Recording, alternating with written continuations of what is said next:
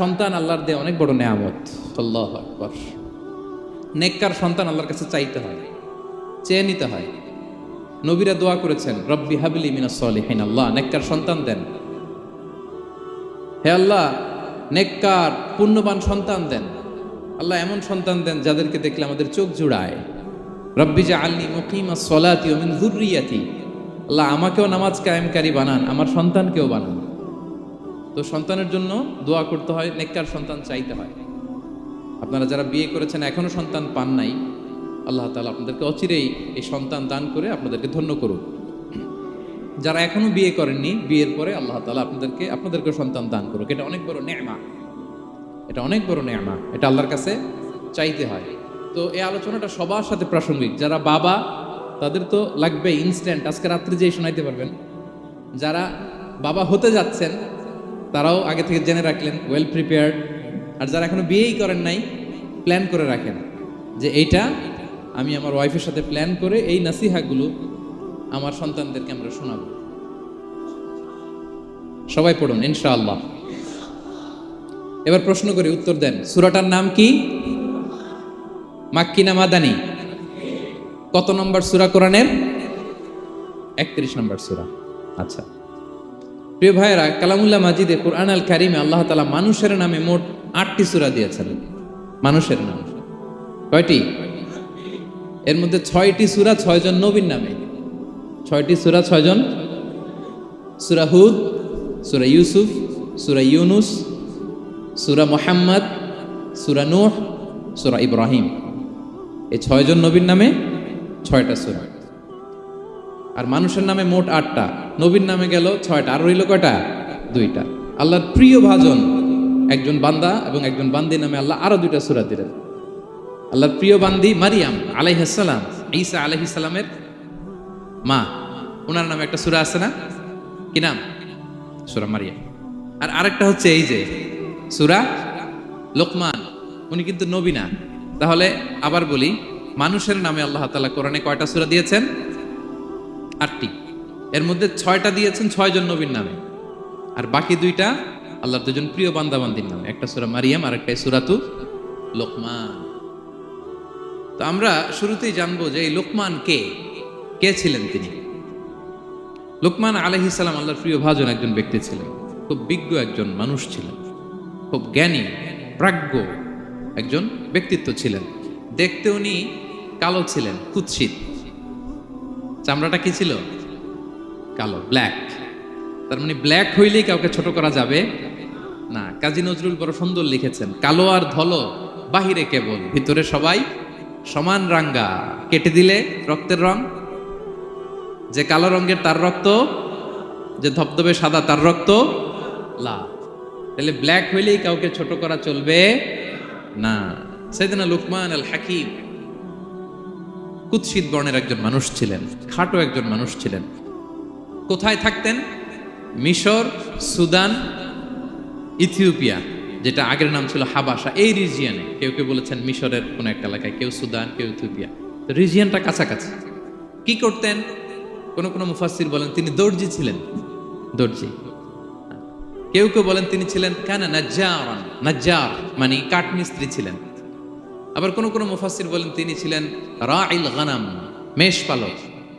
বেশিরভাগ তাফসিরে এসেছে তিনি মেষ পালক ছিলেন, ছাগল চড়াতেন, যেটা নবীদের পেশা ছিল, দায়িত্ব ছিল। ওনারা ছাগল চড়াতেন শুরুর দিকে। তো লোকমান হাকিম তিনিও ছাগল চড়াতেন এবং তিনি দাস ছিলেন, মুক্ত জীবন তার ছিল না।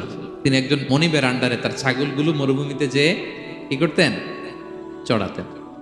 মজার ব্যাপার হচ্ছে, সারা দুপুর, সারা বিকেল, সারা দিন ছাগল চড়িয়ে আসার পরে লোকমান যখন বাসায় ফিরে আসতো, তখন এলাকার লোকজন সবাই লোকমানের কাছে জড়ো হতো, আর উনি তাদেরকে তার প্রজ্ঞা, তার বিজ্ঞচিত কথাগুলো শেয়ার করতেন, শোনাতেন, এগুলো বলতেন। তো এগুলো দেখে লোকমানের মালিক অবাক, কিরে আমার কাছে এলাকার কেউ আসে না, কিন্তু আমার দাস দেখতে কুৎসিত কালো, এই লোকমানের কাছে সবাই এসে ঘিরে থাকে, কি ওর কাছে কি পায়, কি আছে ওর কাছে? তো শ্রোতাদের কয়েকজনকে ডেকে বলল, ঘটনা কি? তোমরা সবাই লোকমান সন্ধ্যাবেলায় ফিরে আসলে তার পাশে জড়ো হও কেন, কি পাও? তো তারা বলল, আপনার দাস লোকমান, এটা সে সাধারণ কোনো মানুষ নয়, সে অসাধারণ মানুষ, সে এমন কথা বলে এগুলো শুনলে জীবন পাল্টে যায়। সুবহানাল্লাহ। মালিক বলে ঘটনা কি? আমি ওর মালিক, কই কোনোদিন তো এরকম ওর সাথে কোনো কনভারসেশনে যাই নাই, কথা হয় নাই, আমি তো শুনি নাই, দেখি আজকে চেক করে দেখি কি ওর এত বিজ্ঞতা, এত জ্ঞান, এত প্রাজ্ঞতা কিসের দেখি। তো আজকে সন্ধ্যাবেলায় ফিরছে, উনি বলতেছি, ইয়া লোকমান ইযবাহ লানা শাতান, একটা ছাগল জবাই করো, ওয়া আখরিজ মিনহা আতিয়াবা মুদগাতাইন, এবার এই ছাগলের সবচেয়ে শ্রেষ্ঠ দুইটা অঙ্গ কেটে নিয়ে আসো, যাও। ফা আখরাজাল লিসান ওয়াল কলব, লোকমান যে ছাগল জবাই করে ছাগলের জিহ্বাটা আর কলব, হার্ট, এই দুইটা কেটে নিয়ে আসছে, বলছে এই দুইটা শ্রেষ্ঠ। বলছে আচ্ছা ঠিক আছে। মালিক আবার বললো ওয়াযবাহ লানা শাতান উখরা ইয়া লোকমান, যাও আরেকটা জবাই করো, ওয়া আখরিজ মিনহা আখবাসা মুদগাতাইন, এবার সবচেয়ে নিকৃষ্ট দুইটা অঙ্গ ছাগলের কেটে নিয়ে আসো, যাও দেখি। ফা আখরাজাল লিসান ওয়াল কলব, সে আরেকটা ছাগল জবাই করে আবার জিহ্বা আর হার্ট, কলব কেটে নিয়ে আসছে, বলছে এই যে এটা সবচেয়ে নিকৃষ্ট। তো মালিক বলে মা হাযা ইয়া লোকমান, মা লাকা ইয়া লোকমান, ঘটনা কি লোকমান? শ্রেষ্ঠ দুটো অঙ্গ কাটতে বললাম, জিহ্বার কলিজা হৃদয় কেটে নিয়ে আসলা, বললাম সবচেয়ে নিকৃষ্ট দুটো অঙ্গ কাটো, আবার জিহ্বার এটা কেটে নিয়ে আসলা। তো লোকমান বলতেছে জিহ্বা আর হৃদয় যদি শ্রেষ্ঠ হয়, কলব যদি শ্রেষ্ঠ হয়, এর চেয়ে শ্রেষ্ঠ অঙ্গ আর হতে পারে না। আর জিহ্বা আর কলব যদি খারাপ হয়, মানুষের মুখ আর হৃদয় যদি খারাপ হয়, এর চেয়ে নিকৃষ্ট অঙ্গ আর হতে পারে না। সে তো অবাক, তাই তো? সে চিন্তা করে দেখে, তাই তো, এই মুখ দিয়ে মানুষ ভালো কথা বলে, সত্যের পায়গাম পৌঁছায়, মানুষের কল্যাণের জন্য ডাকে, জিকির করে, তাসবিহ পড়ে, কোরআন তেলাওয়াত করে, তখন তো এই জিহ্বা শ্রেষ্ঠ। আবার এই জিহ্বা দিয়ে যখন সে সমালোচনা করে, গীবত করে, শেখায়াত করে, অন্যকে গালি দেয়, কটু কথা বলে, তখন তো এই জিহ্বাটাই নিকৃষ্ট, ঠিক কিনা? আবার এই হৃদয় দিয়ে, এখানে সিনায় যখন আল্লাহর জিকির বসায়, এই হৃদয় দিয়ে মানুষের কল্যাণের কথা চিন্তা করে, সত্যের কথা চিন্তা করে, তখন তো এটা সবচেয়ে ভালো।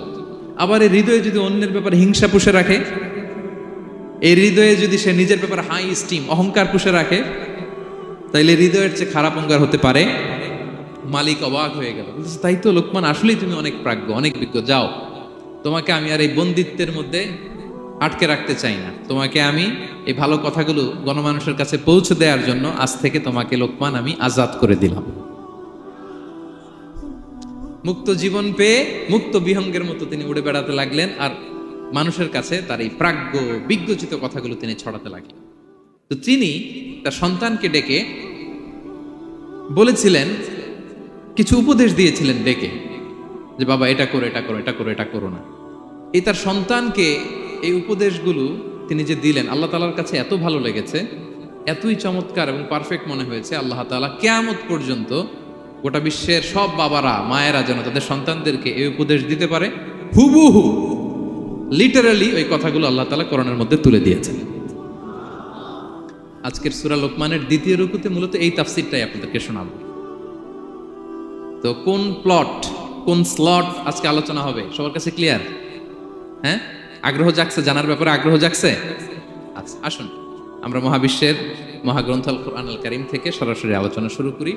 আমরা আউযু বিল্লাহ দিয়ে শুরু করি, সবাই পড়ুন, আউযু বিল্লাহি মিনাশ শাইতানির রাজীম, বিসমিল্লাহির রহমানির রহিম।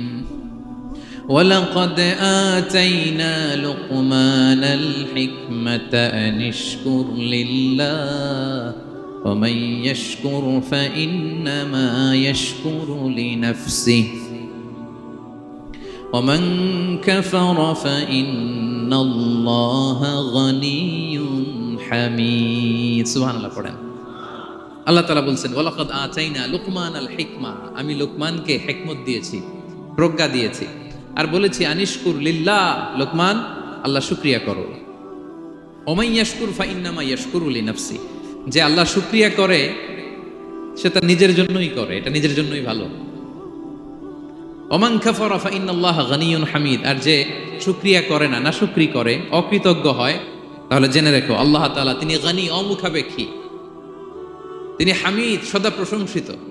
সুবহানাল্লাহ পড়ে। তাহলে আল্লাহ তাআলা বললেন, আমি লোকমানকে প্রজ্ঞা দিয়েছি, হিকমত দিয়েছি। হিকমত, হিকমত শব্দের সাথে আপনারা পরিচিত আছেন না? আমি লোকমানকে হিকমত দিয়েছি, এটা অনেক দামি জিনিস, সবার থাকে না। হিকমত জিনিসটা কি? না, জ্ঞান হচ্ছে নলেজ, আর হিকমা হচ্ছে বাংলায় বলে প্রজ্ঞা, হ্যাঁ, ইংরেজিতে বলে উইজডম। দেখি কেউ বলতে পারে কিনা, একজন আমাকে শোনান দেখি হিকমতটা কি, দেখি কেউ কিছু বলতে পারেন কিনা। হিকমত মানে ক্ষমতা, একজন বলছে। আচ্ছা, আর অলৌকিক সামথিং, আর শক্তি, আর হ্যাঁ এদিক থেকে যোগ্যতা, আর জ্ঞান। ঠিক আছে, আমার ভাইরা চেষ্টা করছে, আলহামদুলিল্লাহ। আচ্ছা, হিকমাত আর ইলমের মধ্যে পার্থক্য আছে। হিকমা is something more than knowledge. আজকে শিখে যান। ইলম মানে যেটা জ্ঞান বা নলেজ, নলেজের সাথে যখন কমন সেন্স যুক্ত হয় তখন এটা হিকমা হয়ে যায়। সুবহানাল্লাহ কইতে পারলেন না? নলেজ আর common sense, I repeat, knowledge আর কমন সেন্স ইকুয়াল টু হিকমা বা উইজডম। শুধু জ্ঞান থাকলেই হয় না, জ্ঞানটা কিভাবে আপনি অ্যাপ্রোচ করবেন, প্রচার করবেন, প্রেজেন্টেশন করবেন, উপস্থাপন করবেন, এটা জানার দরকার আছে না নাই? অনেকের অনেক জ্ঞান আছে কিন্তু কিভাবে বলতে হয়, কতটুকু বলতে হয় এটা জানে না, তাই না? তাহলে জ্ঞানকে কাজে লাগানোর যে মেকানিজম, যে কর্মকৌশল, এটার নাম হিকমা। আল্লাহ বলেছেন হিকমতের সাথে দাওয়াত দাও, উদউ ইলা সাবিলি রাব্বিকা বিল হিকমা, হিকমতের সাথে দাওয়াত দাও। নামাজ পড়া ফরজ, সবাই জানি না আমরা, এটারে বলে ইলম। কিন্তু নামাজটা কিভাবে পড়তে হয়, রুকু কেমনে দিতে হয়, সেজদা কেমনে করতে হয়, সালাম ফিরায় কিভাবে এটা এক্সিট করতে হয়, এই পুরো মেকানিজমটা জানার নাম হিকমা। তাহলে knowledge plus common sense equal to হিকমা। জ্ঞান আর কমন সেন্স একসাথে যদি হয় এটা উইজডম বা প্রজ্ঞা হিসেবে রিফ্লেক্ট করে। বুঝতে পারছেন? আল্লাহ বললেন আমি লোকমানকে প্রজ্ঞা দিয়েছি। হ্যাঁ, ওমাই ইউতাল হিকমাতা ফাকাদ উতিয়া খায়রান কাসীরা, আর যাকে আমি প্রজ্ঞা দিয়েছি তাকে আমি অনেক কিছু দিয়েছি। সুবহানাল্লাহ পড়ে। আল্লাহ তাআলা যেন আমাদেরকে প্রজ্ঞা দিয়ে ধন্য করে, আমরাও যেন হিকমতের অধিকারী হতে পারি। আল্লাহ তুমি তৌফিক দান করো। তাই জন্য আল্লাহ বললেন ওয়ালাকাদ আতাইনা লুকমানাল হিকমাতা আনিশকুর লিল্লাহ ওয়া মান ইয়াশকুর ফাইন্নামা ইয়াশকুরু লিনাফসি। আমি লোকমানকে হিকমা দিয়েছি মানে প্রজ্ঞা দিয়েছি, আর বলেছি আমি আল্লাহর শুকরিয়া করো।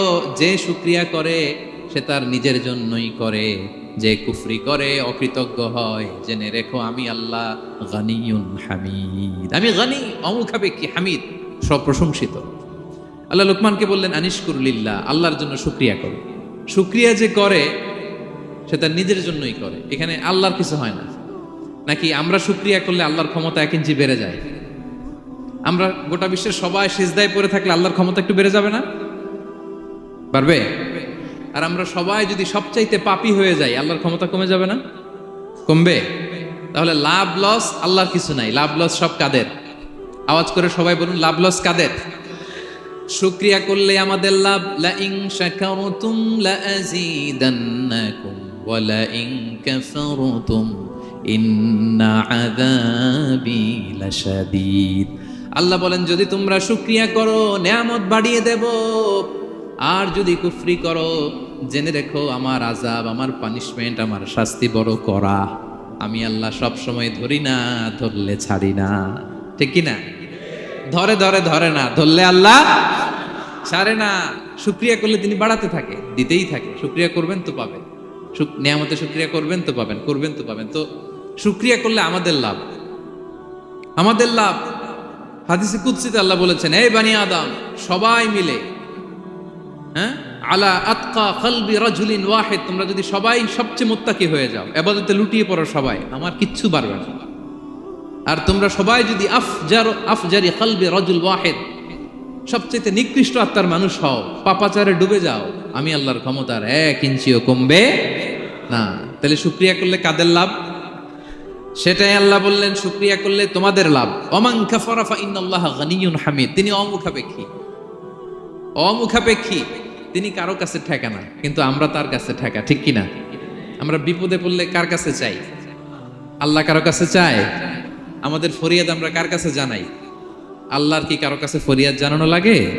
তিনি গানিয়ুন হামিদ, অমুখাপেক্ষী, কারো প্রতি তিনি মুখাপেক্ষী নয়।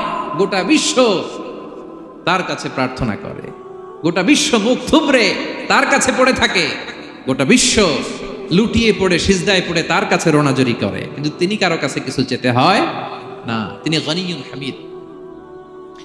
এরপর আল্লাহ তাআলা সেদিন লোকমান আলাইহিস সালাম সন্তানকে কি উপদেশ দিলেন এরপরের আয়াত থেকে শুরু করলেন। আল্লাহ তাআলা বললেন, ওয়া ইয ক্বালা লুকমানু লিবনিহি ওয়া হুয়া ইয়াইদুহু ইয়া বুনাইয়া লা তুশরিক বিল্লাহ ইন্নাশ শিরকা লাযুলমুন আযীম। আল্লাহ বললেন, স্মরণ করুন সে সময়ের কথা যখন লোকমান তার সন্তানকে বলেছিল, কি অবস্থায়? ওয়া হুয়া ইয়াইদুহু, ওয়াজ করতেছিল, ছেলেকে নাসিহাত করতেছিল, কাউন্সেলিং করতেছিল।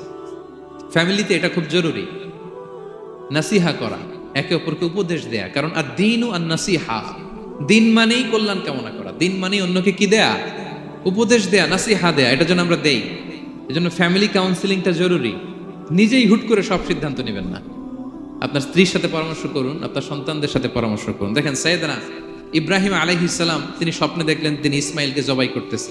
এটা দেখেই ডিরেক্টলি জবাই করতে উদ্যত হলেন না, তিনি ছেলেকে বললেন, ফানজুর মাযা তারা ইন্নী রাআইতু ফিল মানামি আন্নী আযবাহুক। ইসমাইল, আমি স্বপ্নে দেখেছি যে আমি তোমাকে কি করছি? জবাই করছি। ফানজুর মাযা তারা, what's your opinion about it, what do you think about it. এবার বলো তোমার অপিনিয়ন কি, তুমি কি ভাবছো? আমি দেখেছি তোমাকে জবাই করছি, তোমার অপিনিয়ন বলো। দেখেন, যেমন বাবা তেমন ছেলে, বাপ কা বেটা সিপাহী কা ঘোড়া কুছ না হতো থোড়া থোড়া, সুবহানাল্লাহি বিহামদি। যেমন বাবা তেমন ছেলে। ছেলে বলে, ইয়া আবাতি ফাআল মা তুমার, বাবা আপনি যা দেখেছেন তাই করেন। সাতাজিদুনি ইনশাআল্লাহু মিনাস সাবিরিন, আপনি অচিরে আমাকে ধৈর্যশীলদের অন্তর্ভুক্ত পাবেন। আল্লাহু আকবার। বাবা আপনি ভয় পাবেন না, বিচলিত হবেন না, আমার কারণে আপনি আল্লাহর কাছে লজ্জিত হবেন না। আপনি যেমনটি দেখেছেন তেমনটি করুন, ভয় পাবেন না, অচিরেই আপনি আমাকে ধৈর্যশীলদের অন্তর্ভুক্ত পাবেন। যেমন বাবা তেমন ছেলে, ঠিক তেমন রেসপন্স, ঠিক তেমন উত্তর। সাথে সাথে বললেন, বাবা আপনি ভয় পাবেন না, করুন। তো দেখেন, আল্লাহর নবী ইব্রাহিম আলাইহিস সালাম স্বপ্নে যেটা দেখেছেন আল্লাহর পক্ষ থেকে এসেছে। চাইলেই তো ছুরি চালাতে পারতেন, চালিয়েছেন? কি করছেন? পরামর্শ করেছেন, কাউন্সেলিং করেছেন। ফ্যামিলি কাউন্সেলিংটা খুবই জরুরি। This is the first and foremost reminder tonight. আজকের তাফসীর থেকে প্রথম রিমাইন্ডার এটা, যে বাসায় আমরা কাউন্সেলিং করব, বড় কোনো সিদ্ধান্ত নিতে গেলে পরামর্শ করব, যেমনটি নবী আলাইহিস সালাম ওনারা করেছেন, ঠিক কিনা? তাহলে সাইয়েদনা লোকমান আলাইহিস সালাম ছেলেকে উপদেশ দিচ্ছেন, আর উপদেশের ভাষা হতে হবে কোমল। দেখেন এখানে আল্লাহ তাআলা যেটা ব্যবহার করেছেন, ইয়া বুনাইয়া, যারা আরবি জানেন, বুনাইয়া শব্দটা কিন্তু সাধারণ শব্দ না। হ্যাঁ, ইবনুন থেকে বুনাই মানে খুব আদর করে ছোট্ট বাচ্চাকে আমরা যেটা ডাকি, ও আমার কলিজার টুকরা সন্তান, ও আমার সোনামণি, হ্যাঁ, ও আমার ছোট্টমণি, ও আমার বাজান, হ্যাঁ, ও আমার আব্বু। আর কি বলেন ছেলে মেয়েদেরকে আপনি? সায়া। কি এটার মানে কি? হ্যাঁ, ইংরেজিতে বললে ডার্লিং। আর ঠিক আছে, ডার্লিং কিন্তু সবাইরে বলা যায়, মানে যাকে আপনি লাভ করেন, ভালোবাসেন, আপনার ছেলেকে ডার্লিং বলতে পারেন, মেয়েকে বলতে পারেন, আপনার ওয়াইফকে বলতে পারেন, অন্য আবার অন্যান্য নারীদেরকে বলা যাবে না, স্ত্রী পর্যন্ত, হ্যাঁ, কাছের যারা এদেরকে। তো মালয়েশিয়ান ভাষা তো আমি জানি না, মালয়েশিয়াতে যেটা বলে ওইটা দিয়ে ডাকবেন, খুব সোহাগ দিয়ে, আদর দিয়ে। কারণ নাসিহাতের ভাষা খুব কোমল হতে হয়। যে নাসিহাত হৃদয় নিংড়ানো মমতা দিয়ে বেরোয়, ওই নাসিহাত অন্যের হৃদয়ে যে টাচ করে। কথা বুঝতে পেরেছেন? যেটা হৃদয় নিংড়ানো ভালোবাসা থেকে বেরোয় নাসিহাত, সেটা আপনার ছেলের হৃদয়ে যে টাচ করবে, ক্লিক করবে। আর যদি রেগে মেগে আগুন হয়ে ওরে ধরেন, নামাজ পড়লি না কেন, এটা করলি কেন, এমনটা হইলো কেন, ও শুনবে? শুনবে না, বিগড়ে যাবে। দেখেন সাইয়েদনা মূসা আলাইহিস সালাম এবং সাইয়েদনা হারুন আলাইহিস সালাম দুজন মিলে যখন ফেরাউনকে দাওয়াত দিতে যাবেন, আল্লাহ বললেন, মূসা তোমার মেজাজ কিন্তু গরম, এই গরম মেজাজ নিয়ে ফেরাউনের দাওয়াত দিলে হবে? রব্বুল আলামিন বললেন, মূসা তোমার মেজাজ বড্ড গরম, কিন্তু তোমার জিহ্বাটা দিয়েছি আমি নরম। এই নরম জিহ্বা দিয়ে ফেরাউনের দরবারে যে যখন দাঁড়াবা, ফাকুলা লাহু কাওলান লাইয়িনান লাআল্লাহু ইয়াতাযাক্কারু আও ইয়াখশা। সুবহানাল্লাহ পড়েন। ফাকুলা লাহু কওলান লাইকিনা, সফট ল্যাঙ্গুয়েজ ইউজ করবা, কোমল ভাষায় দাওয়াত দিবা, নরম ভাষায় সফট করে কোমল